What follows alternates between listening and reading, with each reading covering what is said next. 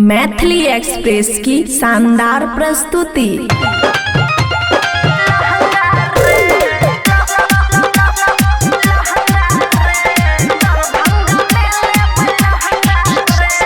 Mix by ताज तन्हा। खुशी recording studio बलुआ।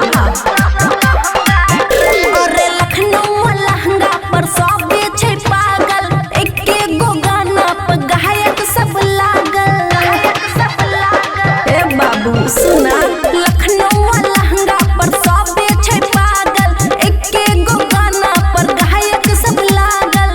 हम जगब भोजतै दंगा रे, मनसी न हईबै हम गंगा रे, मनसी न हईबै हम गंगा रे। दरभंगा में ले लहंगा रे, मनसी न हईबै हम गंगा रे। दरभंगा